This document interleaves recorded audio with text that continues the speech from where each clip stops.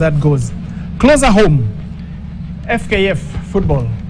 We had some matches that were played over the week, and now we have a new leader at the top. Bernard, do you think Tusker will open a bigger gap, or what do you think is going to happen?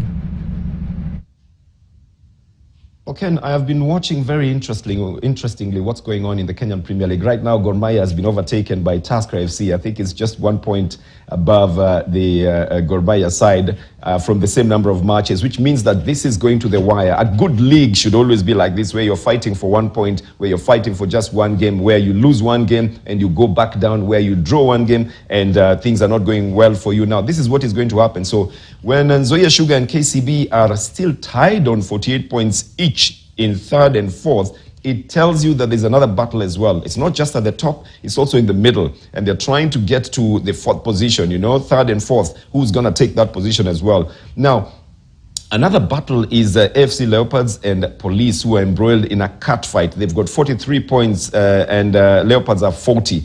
So one game gets the Leopards further up, one game gets the Police further up, one loss draws you back, one loss brings you down. And that is the nature of a good league as it is going on at the moment. Now, that's just the same as the case of Gor Mahia and Tusker. Tusker, one draw and a loss may get you to lose the title. Gor Mahia, one draw or a loss might get you to lose the title. Tusker's 2-0 win over Wazito helped them to move ahead of Gor Mahia. Now, on the other side, that draw with Posta did cost Gor Mahia that position at the top. And this game was played at the Nyayo Stadium, and so it reduced their marginal lead.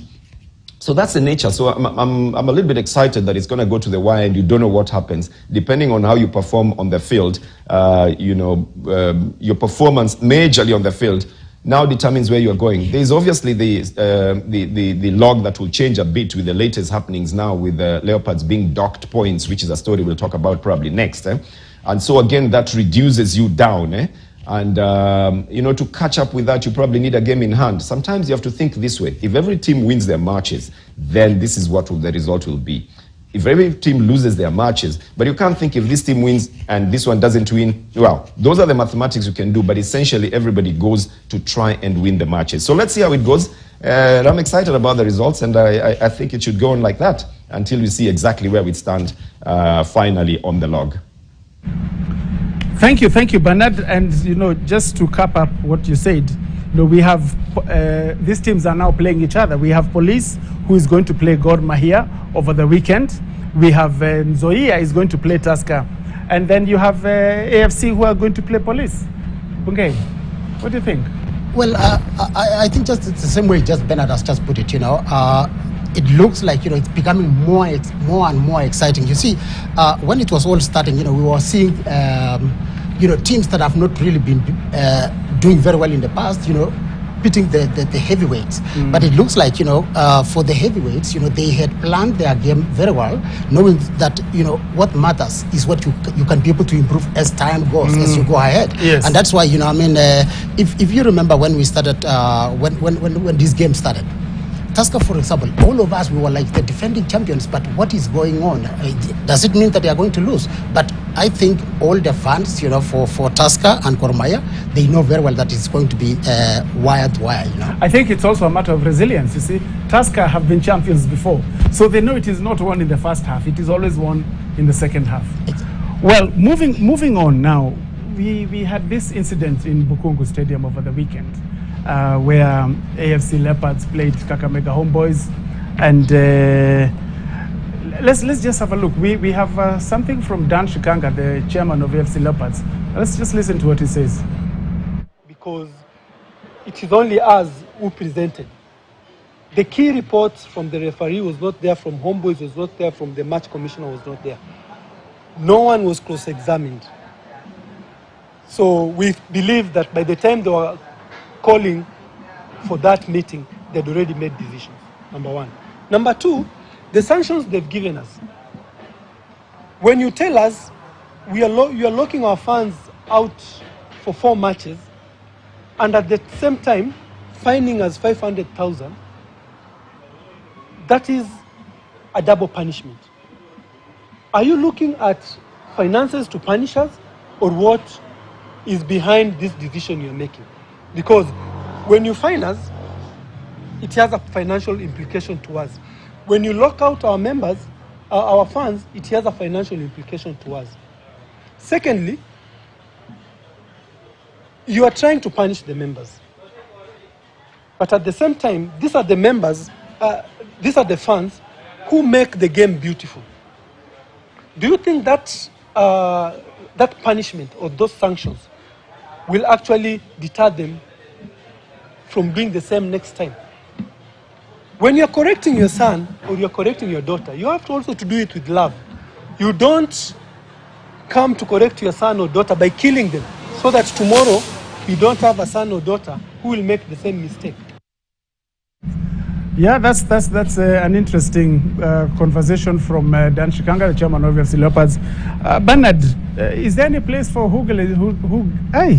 is there any place for hooliganism in this country, in this sport? Bernard, what's your take? The abandoned game, the FC Leopards versus Kakamega Homeboys game, has left me with a very sad feeling, because to build a league is not easy. To get people to come back to the stadium is not easy. Now the fans are coming back to stadium. FC Leopards is registering big numbers at the stadium. Gor Mahia is registering big numbers at the stadium. This is the equivalent of a derby. Kakamega Homeboys versus AFC Leopards. Remember, there was only AFC Leopards, but then came up Kakamega Homeboys.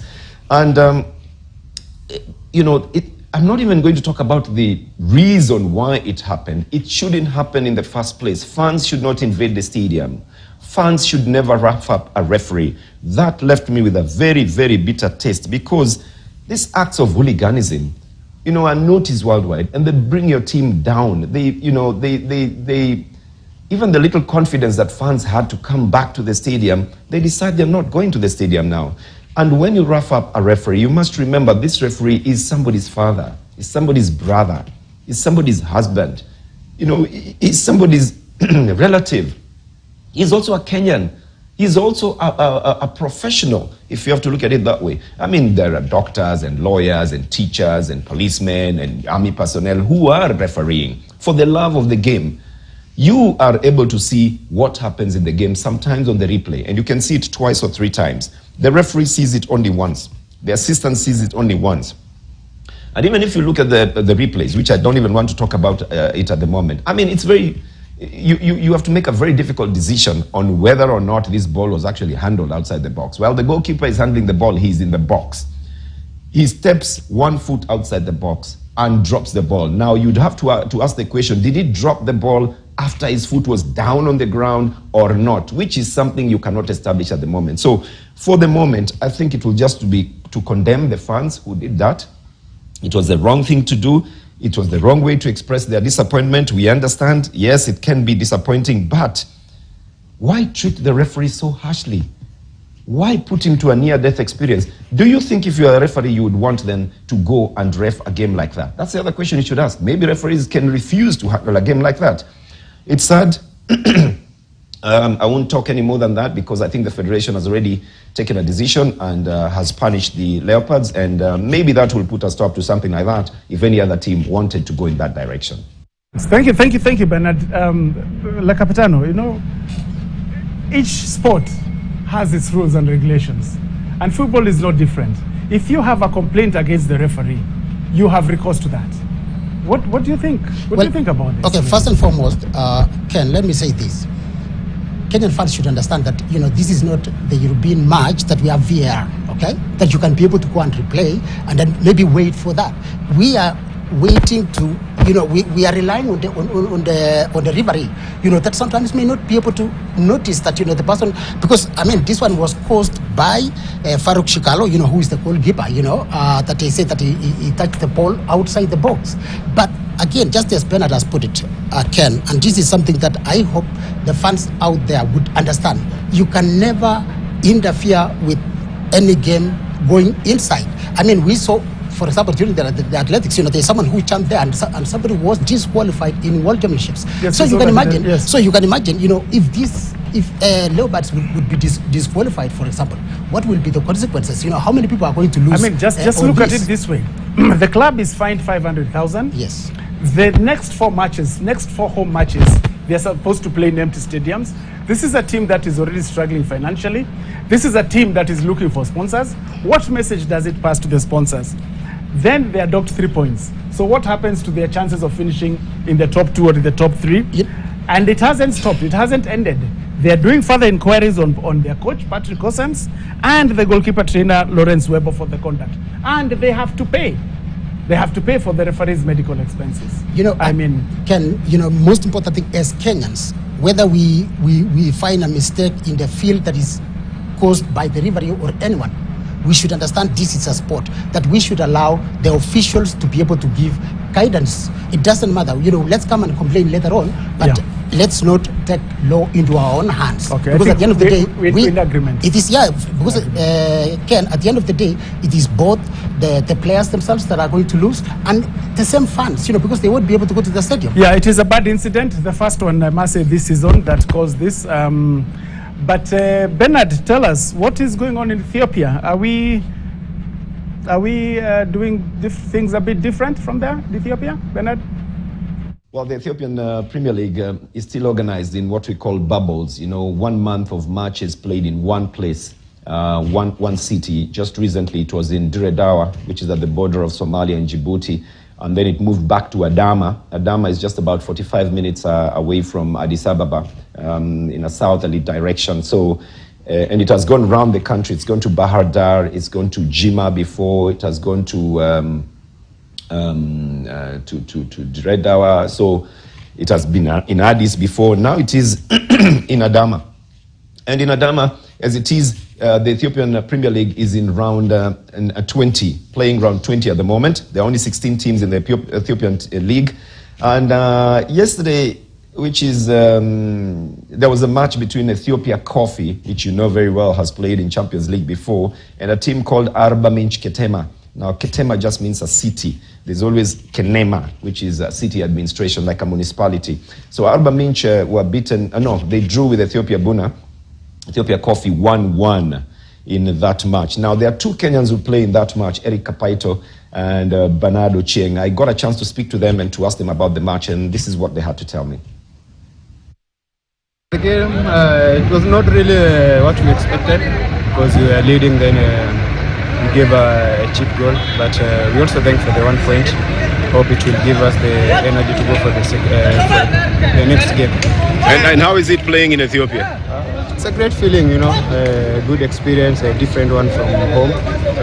I believe it's good. Bernard, were you playing as a defender or midfielder today? I'm back to my position. I was playing in centre back today. And I think it feels great to be back. And it's not what we expected, but 1 point is positive. We take it, and going forward, we are working hard to get 3 points. The game looked like a very difficult game today. Why? Yeah, it was difficult because I think all teams are good, but we are up to task. So I think though 1 point is not that good enough, but we take it going forward, just working for another 3 points. You have another very difficult game, the next game. Yeah, I think it's a big game, and it's a good one because we are also ready. I think each game, we are in the same league, and I think we are equal to task. So just working hard towards achieving the 3 points. You need the goals, Eric, and they're saying you should be scoring goals in open play. I believe for now the fitness is there. I've been scoring now, and I hope for the next game the goals will also come. All right, good luck, guys. Good luck. Thank you very much, Bernard, for that report on Ethiopia. At least there is no violence there. Now, on to another story. This could have passed very quietly, but we got wind of it. The NFL, which is the National Football League, had sent some scouts to Kenya, and they were here between April 10th and 15th. And what do they want to do? They were trying to expand the NFL into Kenya. You see, in the US, we have 125 players of African descent playing for the various clubs, and these come from 15 countries in Africa. So the NFL came to Kenya, and they decided to invite Cameroon, Kenya, Morocco, Nigeria, and Senegal. We even had some Ugandans who came to try and qualify so that they see whether they can form their own small league here and possibly have that as a breeding ground for the bigger clubs in the USA. And I think that is very positive for Kenyan sport, and we look forward to the outcome of that. we'll keep you posted on what happened. Moving across the sea, we had the Champions League football, and we had the quarterfinals that were taking place, and now we have the semi-finals.